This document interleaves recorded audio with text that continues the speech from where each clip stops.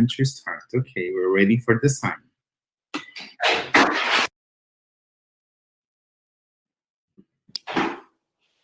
We're live. Okay. Okay.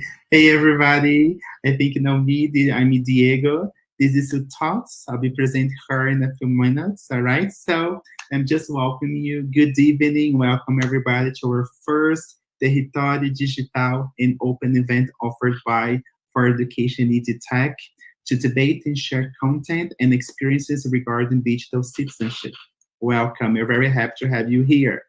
Along the event, we have been approaching several perspectives regarding digital citizenship, and now in this session, we'll go deeper into the topic with our guest, Thotz. Very complicated pronunciation, her last name, just saying. This session will last about 40 minutes, with 10 minutes at the end for questions from our audience, okay? So please interact with us in the chat. Yes, we have a very good team in the chat, so make a lot of questions. Send your questions, and don't forget to follow us on YouTube. Let me talk a little bit about now Sue. So I'd like to welcome our guest, Sue Thotz. Very peculiar last name. She's a senior program manager for Common Sense Education. In 2011, Sue began working for Common Sense in Chicago by partnering with educators and parents to help them create a culture where students use technology in a meaningful way, thoughtful and respectful way. Since moving to Los Angeles in 2014, Sue has provided educational leadership through keynotes, professional developments, workshops, conferences, presentations, and consulting with schools districts in West Coast. Thanks for sharing your experience and knowledge with us today, Sue. Thank you. Thank you, Diego. Thank you for having me. I'm very excited to be here. And a little bit about my last name. Just, I don't know if this is traditional for you, but here in the US, oftentimes when people get married, the female takes on the last name of the male, right? And in our household, I did not want to take my husband's last name, and he did not want to take my last name, and we did not want to hyphenate them, as many people do. Yes. So his last name was Thomas, Thomas, and my last name was Lutz. And so we just combined our last names, and that is how I got Thotz. So wow. That is my story about my name. You did not ask, but I gave it to you. Oh, it's amazing. I love that. I have never seen this before. Maybe you started a mission in Brazil. Yes, totally. Thank you. Go ahead, Sue. So, as you mentioned, I work for this organization, Common Sense. And if you are not familiar with Common Sense, what we do is we provide resources for parents and for educators to help guide kids with media and technology. And we have been here for 16 years. And we started by giving parents information about the kinds of media that their kids were watching.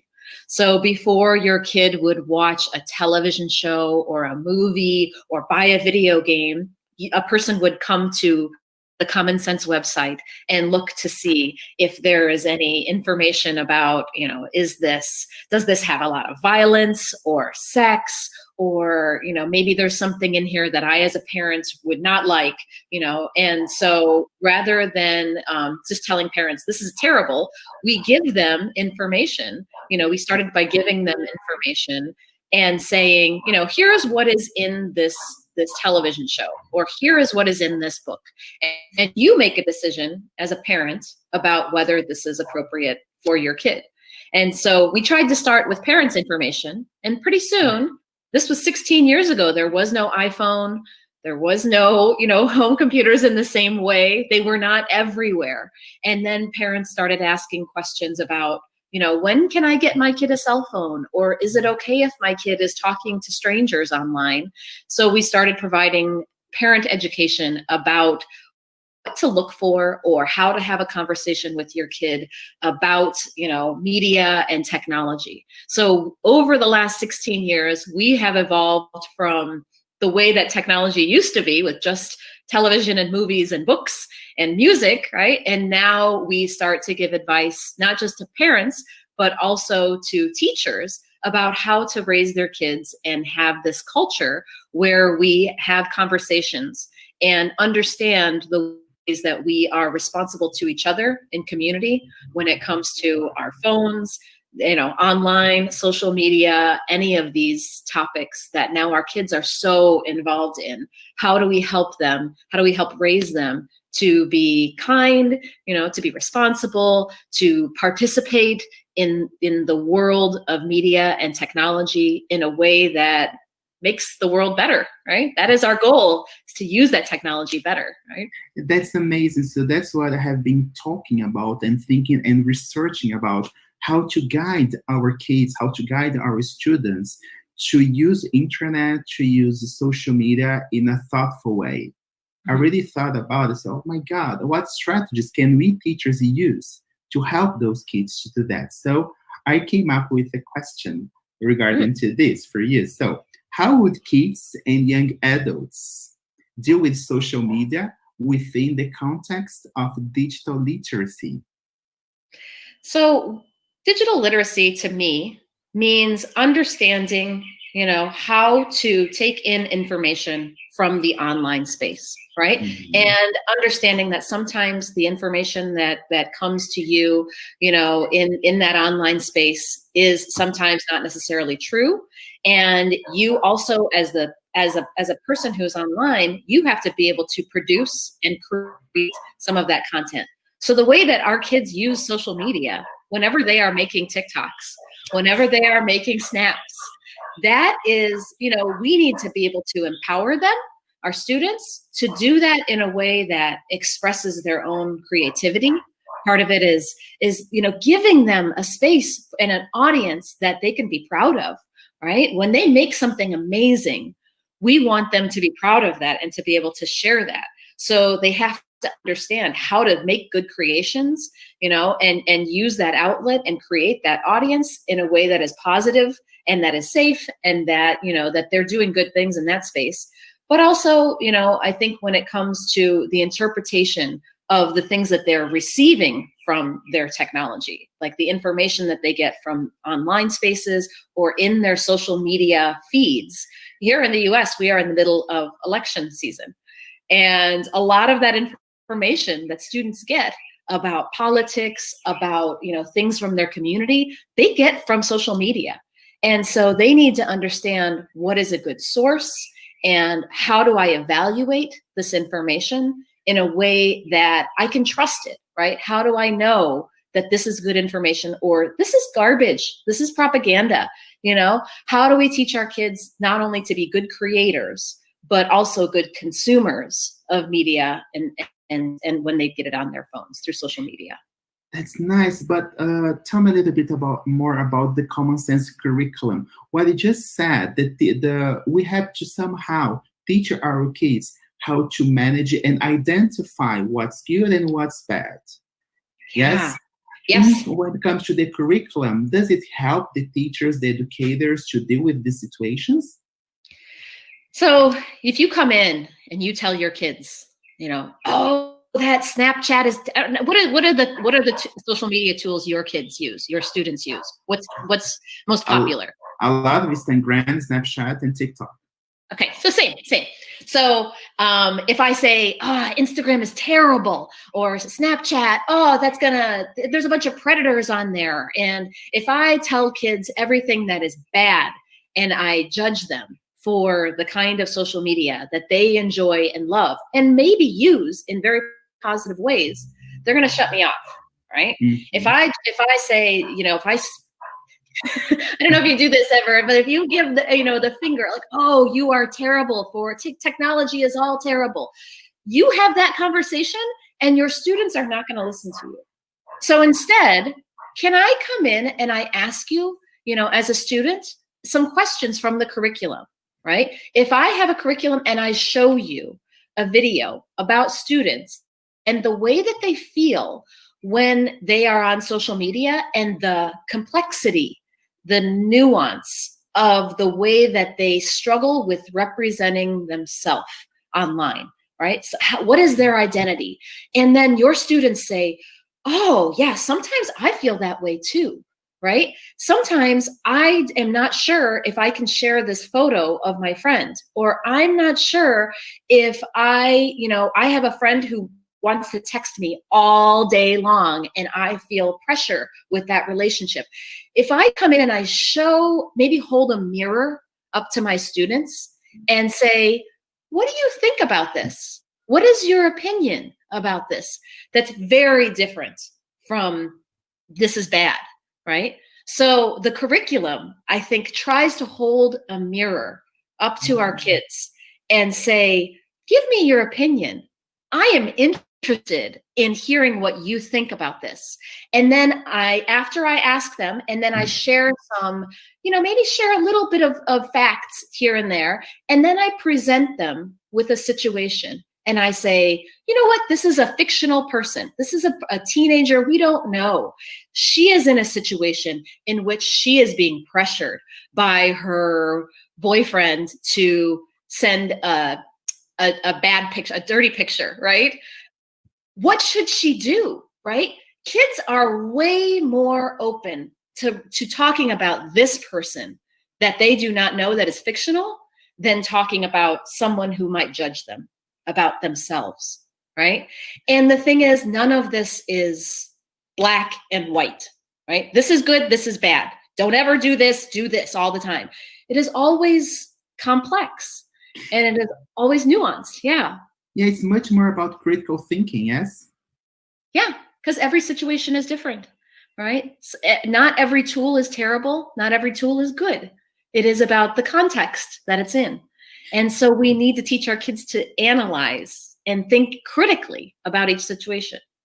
And the curriculum that you're talking about, it provides lessons and ideas from what age to what age? From kindergarten to high school? How does it work?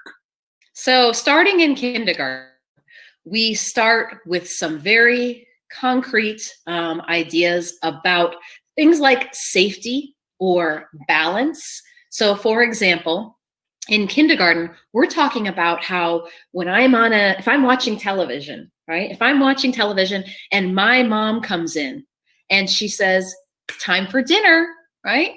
It's very hard as a kindergartner to stop and say, okay, I'm ready, right?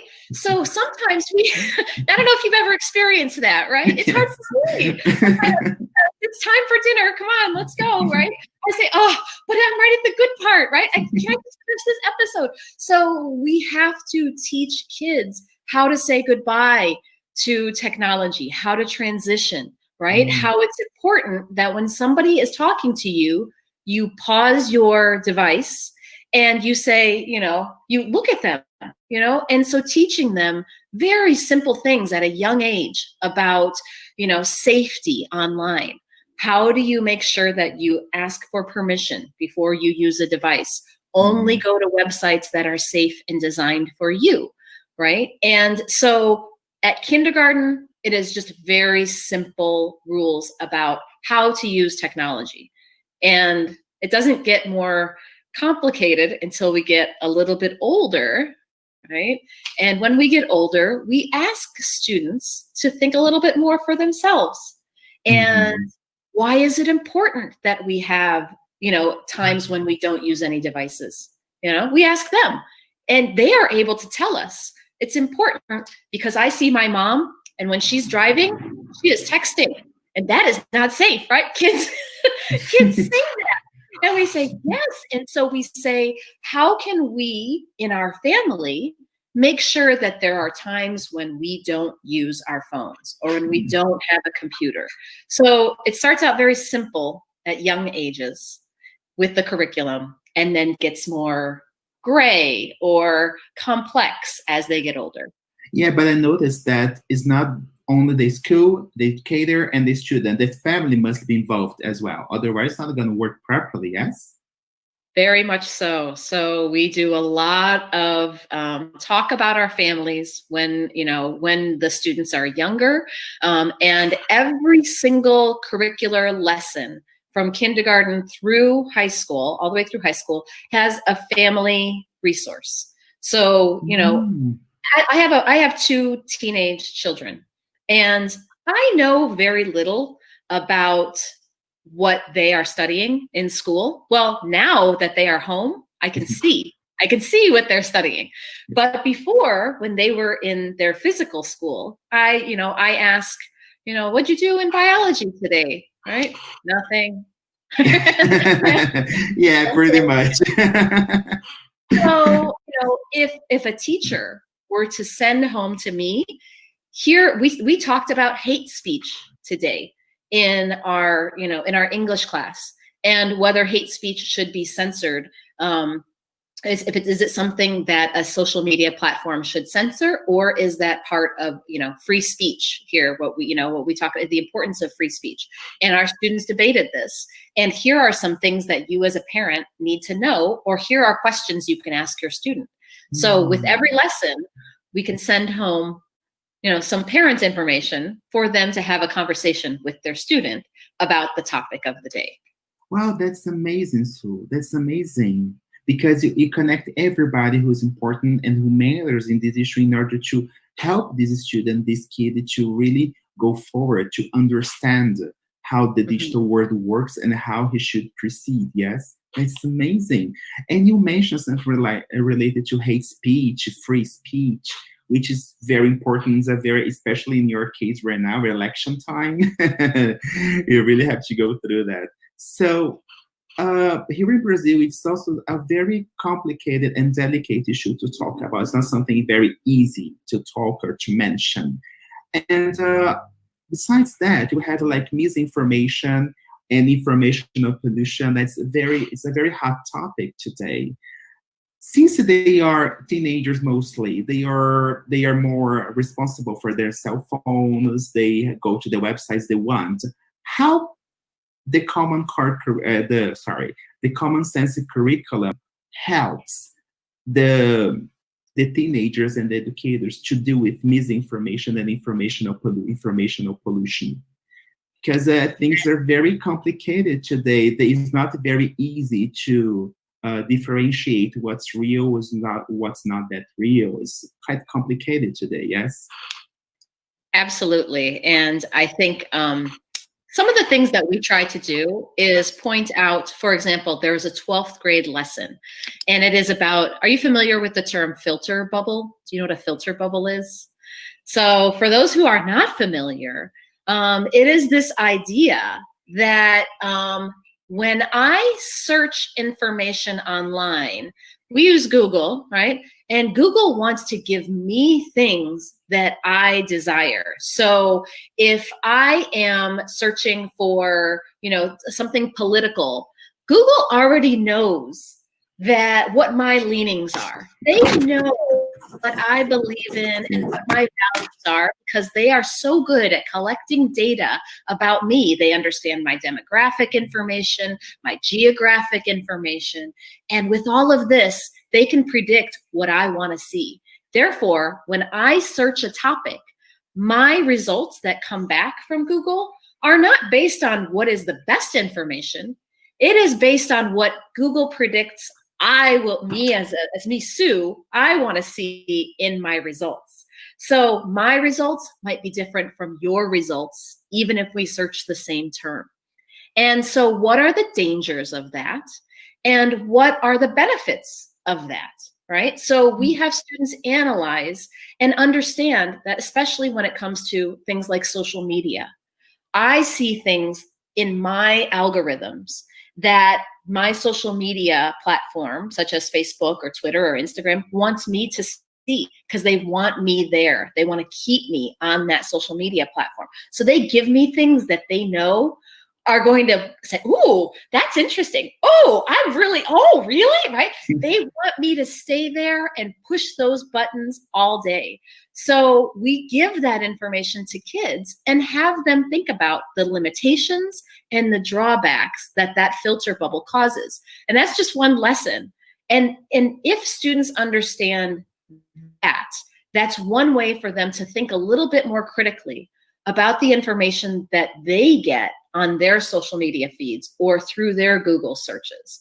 And so maybe, if we talk about the drawbacks of that, does that mean that I might get different information than that person? How does that cause us to become further and further apart in our opinions, right? And what might that do to our democracy? And these are the big questions, right? Yes, totally, because diversity is critical for democracy. You really have to understand, to get different point of views in order to put everything together and understand the whole. So I can somehow put together my opinion, respecting everybody's opinions. Yes, that's very important. And it's very challenging today because I speak for myself just like you did. When I go to Google, I just search. It's so comfortable to have everything ready. They know what I want. It knows what I want. It's very easy. It's very comfortable. But do you think it's easy, even if the teachers, the educators, we are trying to somehow encourage our students to think critically? Do you think that it's very easy for them to leave this bubble, so to get more diverse content? How? Do I think it's easy for the teachers to leave the bubble or for the students to leave the bubble? For the students. The teachers and the students, because it's not easy for the teachers. I speak for myself. It is so hard. And so, I don't know if that conversation will lead to the teachers also understanding, and practicing what it is that they are. Well, okay, I'm going to back up. Part of teaching digital citizenship, I believe, is not just imparting these values to the students in your classroom, but it is also so that I, as a teacher, can hold myself accountable to these ideas that I share with my students. So, for example, if I tell my students about the filter bubble, and or if I tell my students about, fact checking and understanding how to evaluate the information that comes up when I do a search in the classroom, maybe I will be thinking about those ideas, and I will say, maybe we should, open up a new tab and evaluate this source. Or maybe I should consider looking at an alternative source that might have a different opinion than the one that was served up to me. And so by teaching some of this content, perhaps we might start to take these actions on and these practices on for us as teachers, because our students, they're going to call us hypocrites. They're going to say, you did not cite your source, right? You can't take that image. And that's hard as a teacher because you give up that power, right? You give up some of that power and you give it to your students, and you want them to make you better, right? You're trying to make them better, but they are also holding you to account to make sure that you are better too. And that's hard as a teacher. That's very challenging for us as a teacher. Speak for myself. I teach, I go, but in the end, I see, okay, I'm searching at Google again, all over again. It's very challenging. And something else that it came to my mind was when you were talking about critical thinking, I think about privacy and over popularity. I think about my teenagers. So they tend to share so many things online, and they don't really even consider who's looking, who's accessing, who's doing everything. So I mentioned plenty of times, guys, don't do that.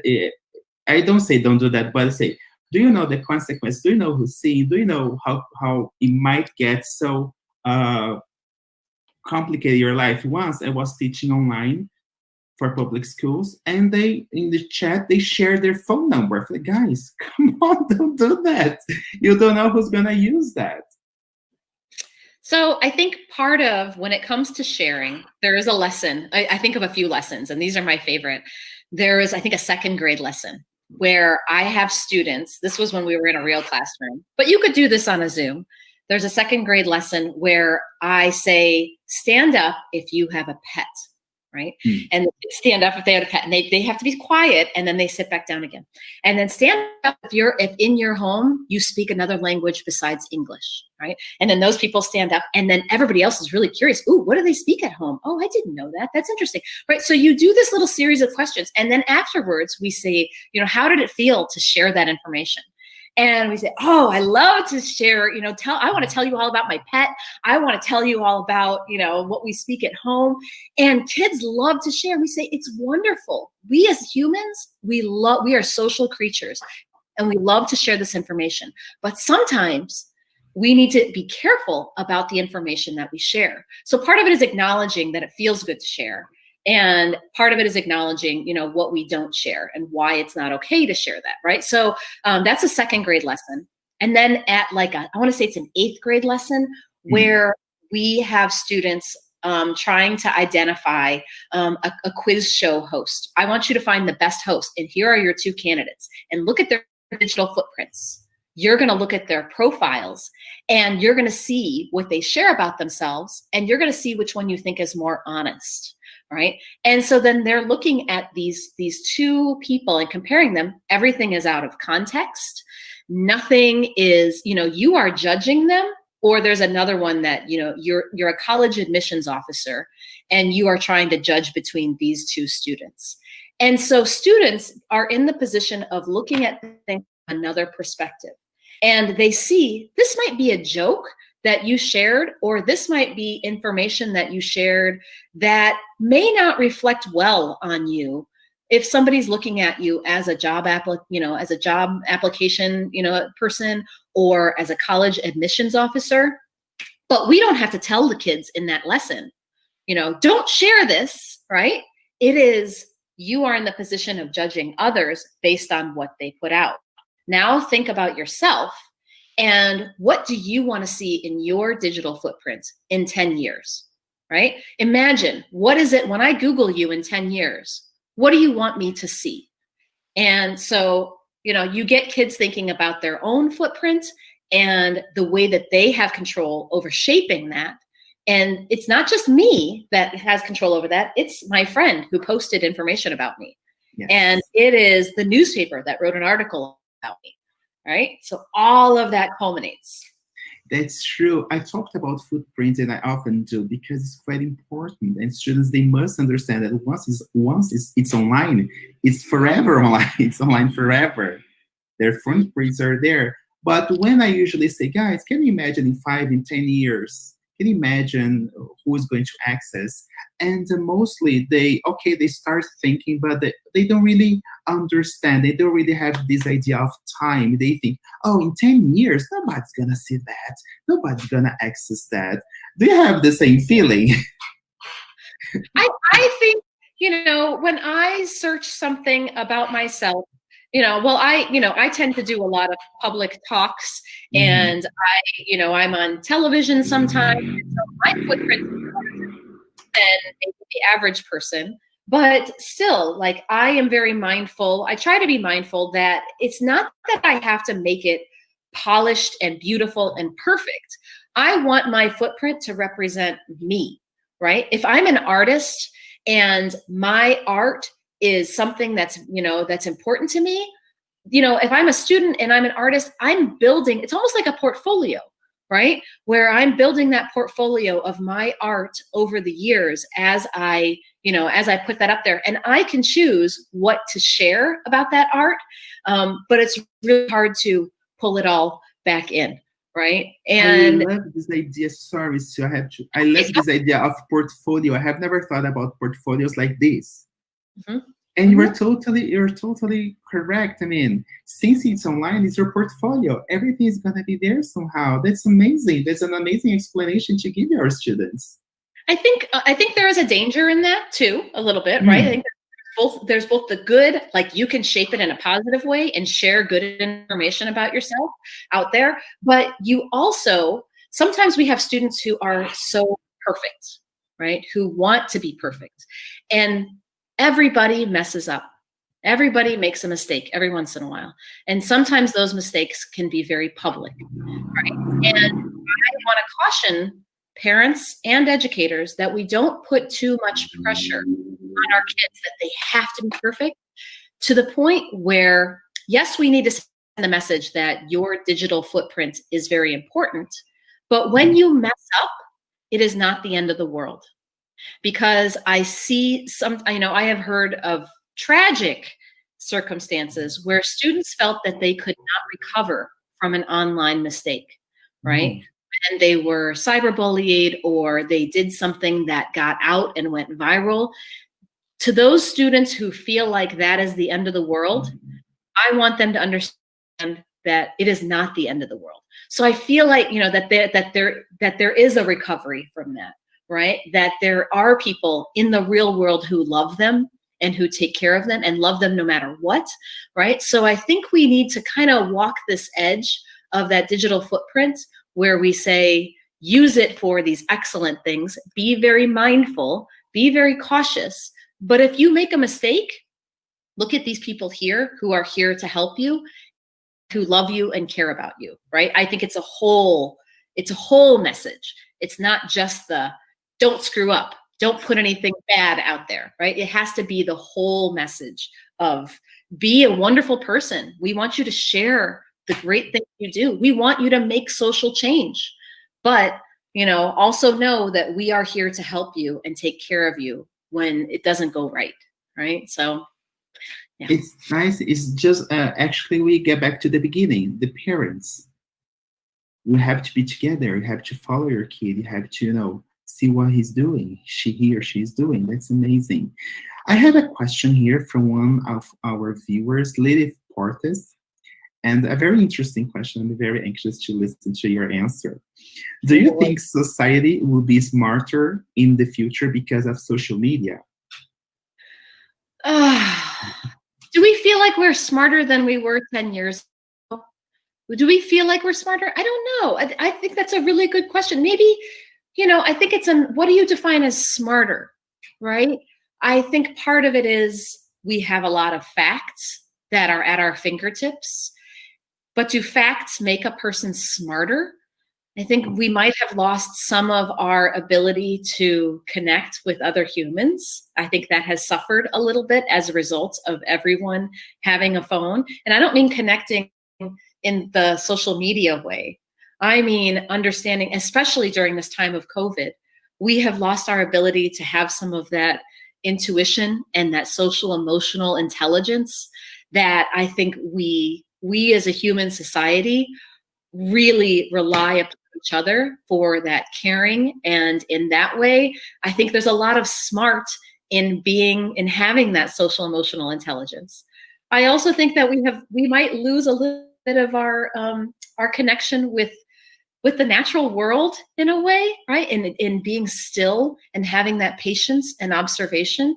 If our students just feel like everything is just immediate and the satisfaction of just having everything at your fingertips, you might have a different kind of knowledge, but I think we lose other kinds of knowledge if we are not careful. I don't know, do you share that opinion, or what do you think of that?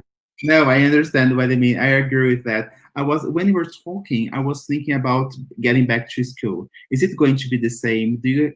Will have some different kinds of relations in between each other? I was thinking about it, like you said that, we miss like social emotional skills. That's very important. And due to social media, we are missing that. But maybe, do you think it's somehow when you get back to our normal life, let's put it like this, we're gonna think about it a little bit more, a little bit harder, a little bit, a little deeper? Here's my hope. And I don't know if this is the same with you and your teachers, but for many years, right? I have been in this job for 10 years now, almost.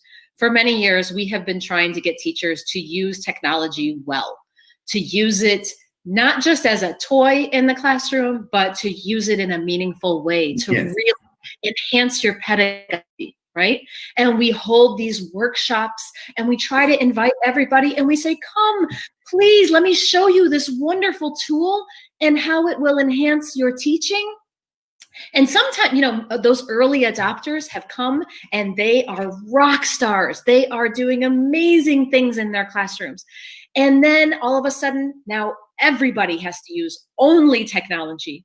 And we have those teachers who say, oh my gosh, I should have listened to you for 10 years, right?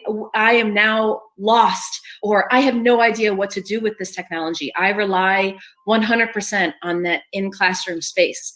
And some of those teachers who are new to technology are doing amazing things now that they have been forced to use the technology. They are trying new things and they are doing really great work connecting with their students and doing better assessments, teaching better, using asynchronous platforms, right? And doing really creative things.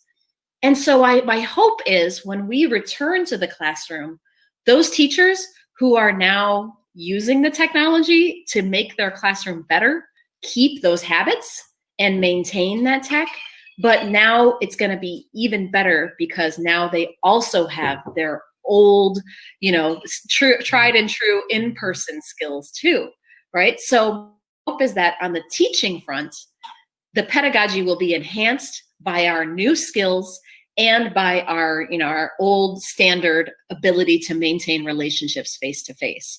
So I hope that teachers are able to do that.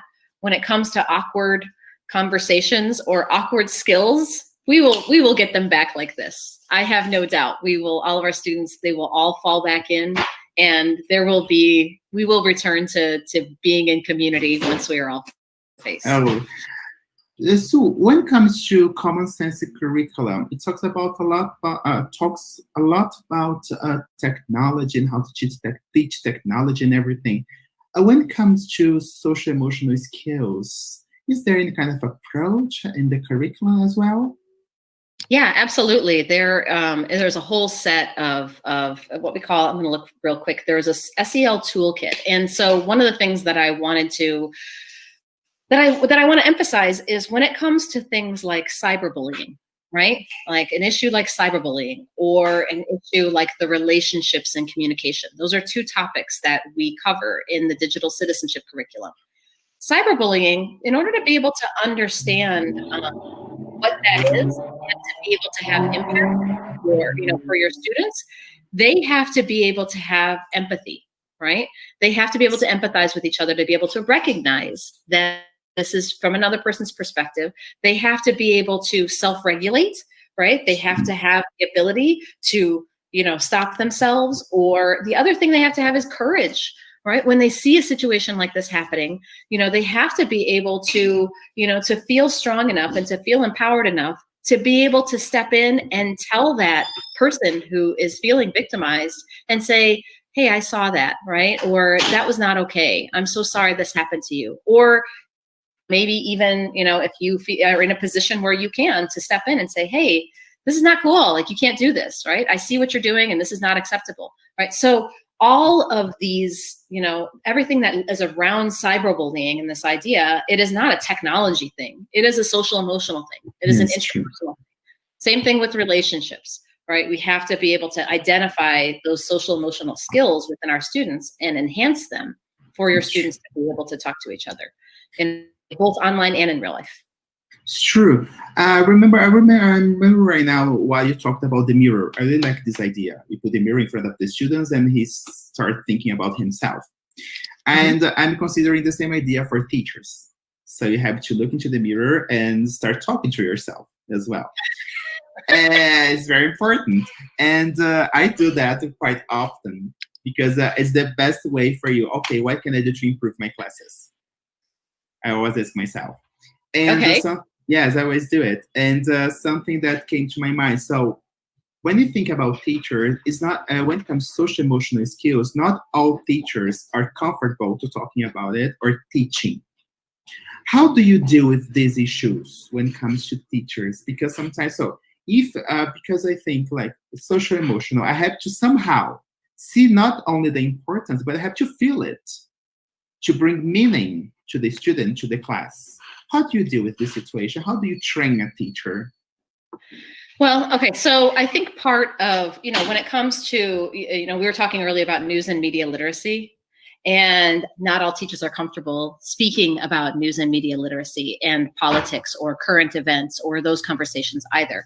And I think to me, I think one of the things that I try to do is, one, give them the tools that they would need to kind of ease them into some of these classroom teachings, right? And so if you as a teacher, you are really good at using lesson plans, I bet, Diego. You have used many lesson plans in your lifetime, right? Yes. So if I give you a lesson plan and I say, just look through this, right? Do you think that this is something that your students would enjoy in your classroom?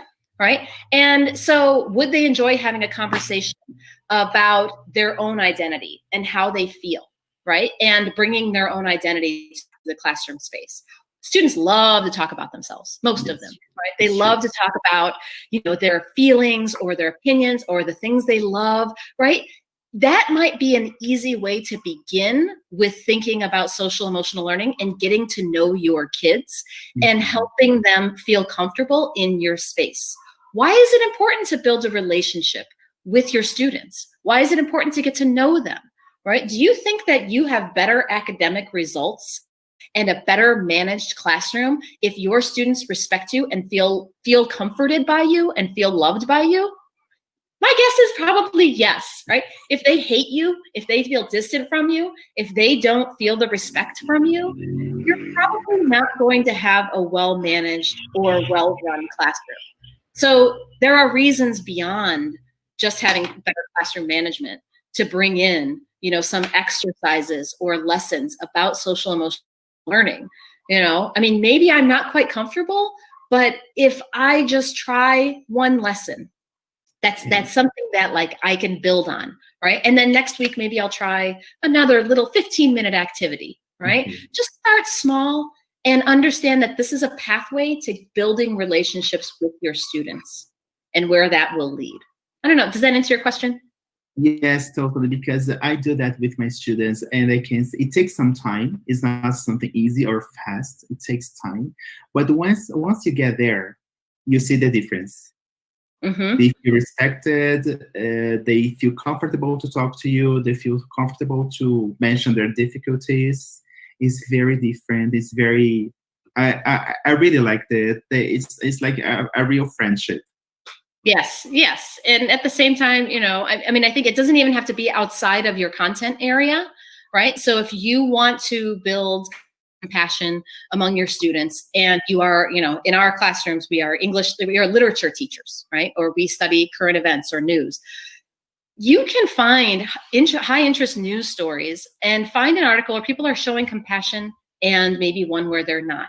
And you are analyzing the empathy and compassion of other people, right? And so it doesn't even necessarily, and that might be the way a literature teacher or a current events civics type teacher, social science, might feel most comfortable. Not necessarily talking about my feelings or talking about my students' feelings. We're going to talk about the feelings of this event, right? So maybe that's a way in, or, so we have them in this article that I'm going to share with you. This is examples of, of ways in which there are social studies classrooms, experiences, or English language science. When we're talking about science, we could talk about climate change.